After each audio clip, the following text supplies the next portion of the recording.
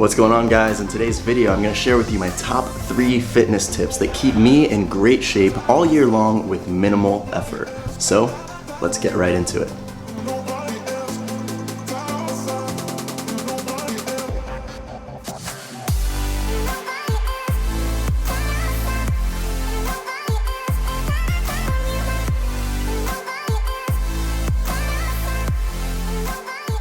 I'm Michael Dennis, and I make videos about confidence, productivity, and happiness so you can get shit done and love every step of the way. Now, if that sounds like something you're interested in, I highly suggest you hit that subscribe button and hit the little bell so you get notified every time I drop a new video just like this. Alright, so for this first tip, we're going to have to go somewhere else. We're going to be getting in the car, and we're going to have some very special guests, including special guest number 1, Saxon Evans. Hey. For some reason, I think Converse were my dream last night. Like, I think I was shopping for them. Dude, Like, that sounds really familiar. those are my favorite shoes. So today, Saxon is my not only roommate, but also workout partner, and he'll he will be the photographer as well. Oh, yeah, and one more. Oh, is that one more? You coming with us? How long are we gonna go? Like an hour? Yeah, something like that. Come on, get in the car. Yeah. This is potentially special guest number 2. Is he in or out? Is he in? Yes? Yes or no? We're about to pull out. Yeah, okay. Oh. Number 3. All right, so we actually have 3 special guests today, and there's special guests number 2, Guille. So this is the house squad. This is the 3 of us that all live together. I might have mentioned these guys in some videos before, and now here are some footsies.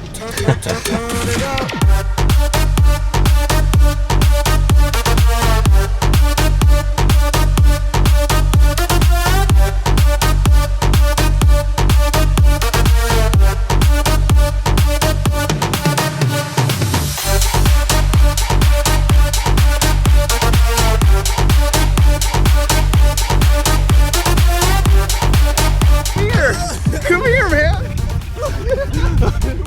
Yeah.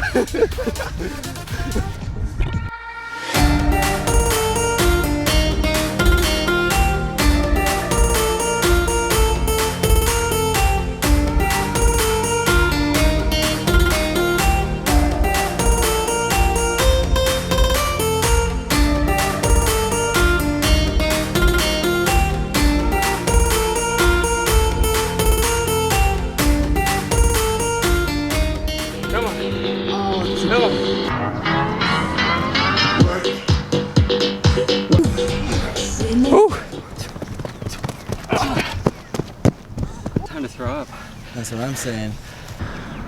Alright, that workout just absolutely kicked my ass. We were just using this stuff over here, doing a bunch of pull-ups, dips, other body weight exercises, and damn, I feel like I'm about to throw up.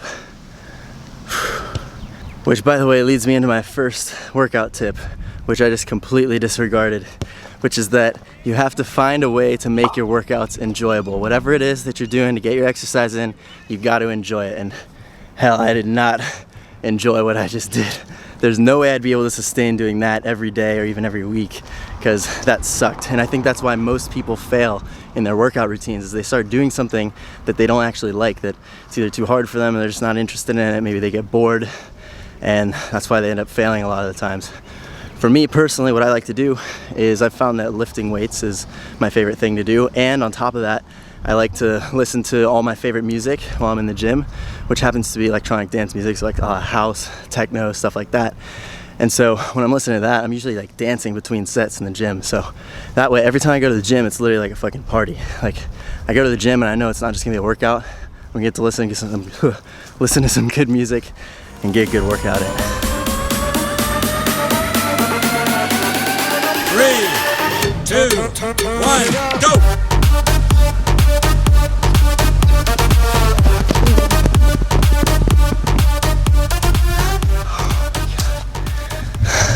Come on, Mike.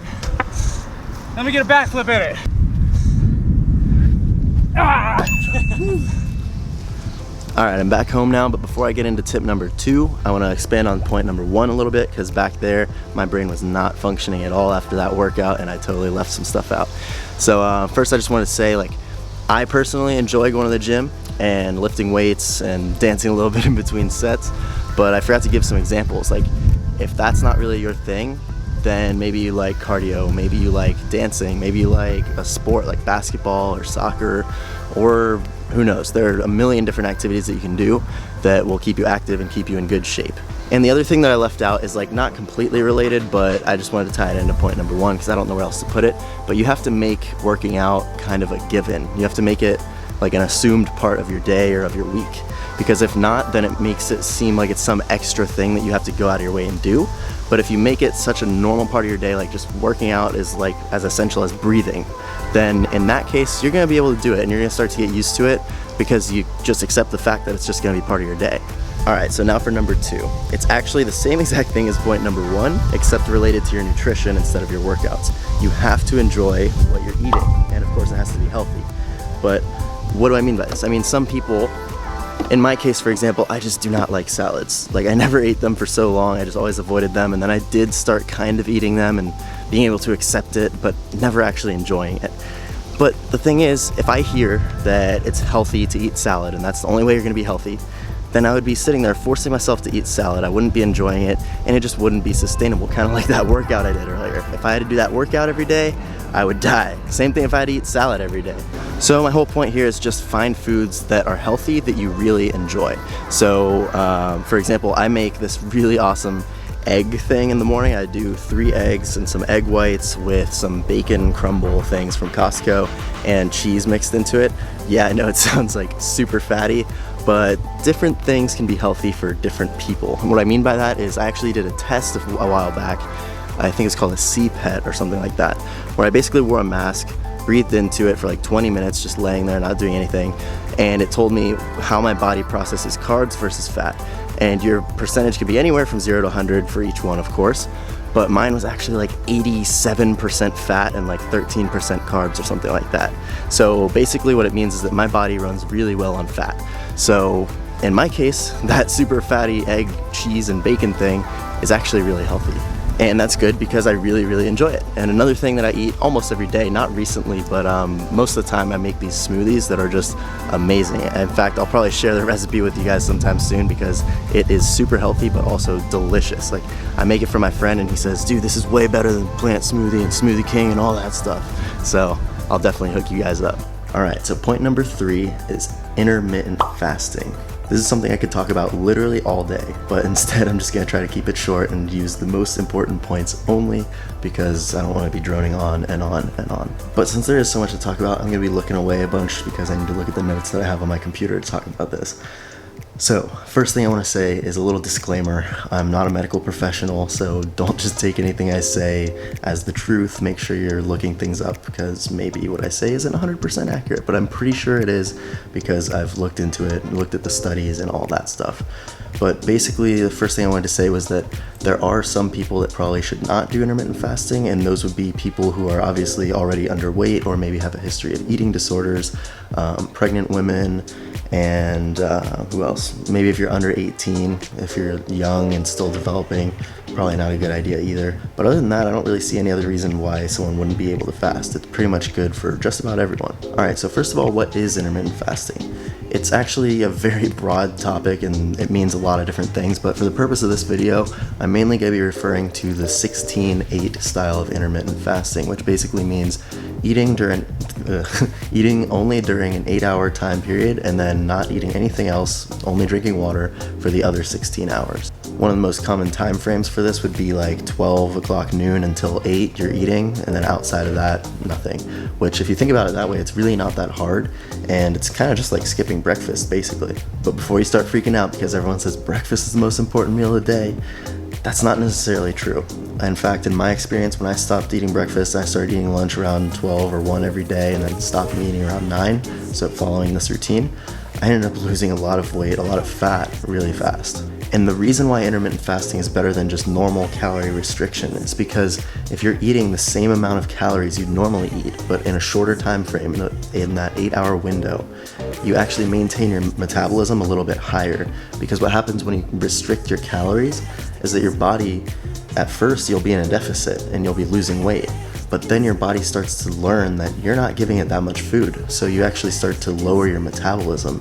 And that's why people always see a plateau in their weight loss when they're just eating less calories, because eventually the body gets used to that. It learns that, and then it lowers your metabolism to match the intake of calories. Which means that when you're fasting and you're still eating the same amount of calories that you normally would, you're not going to have that effect on your metabolism. You're going to keep your metabolism pretty high. At least I know this is definitely true for me, because when I did that same test that I was just talking about, that CPET with the mask, it also measures your basal metabolic rate, so how many calories you're burning by just sitting there doing nothing. And for me, it was something like 2,500 calories a day or something, meaning I have to eat 2,500 calories a day just to maintain weight if I were to sit there doing absolutely nothing all day.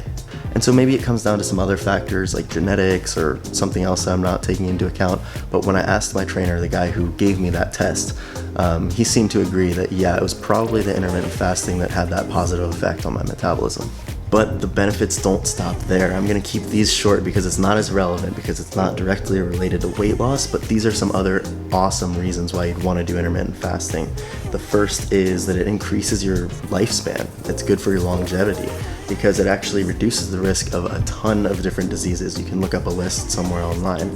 And it's thanks to something called autophagy, which is basically where when your body doesn't have as much food, the cells start to go into this mode of kind of cleaning themselves out. So they'll take the bad parts of the cells and actually recycle them and use them as fuel. So it's basically kind of like a reset. Your cells are literally like killing off the bad ones for you. And another little benefit is that it makes you super mentally clear. Like in the mornings when I wasn't eating and I was in that fasted state, I was super focused. It was almost like I drank coffee or something like that. In fact, even Plato said, I fast for greater physical and mental efficiency.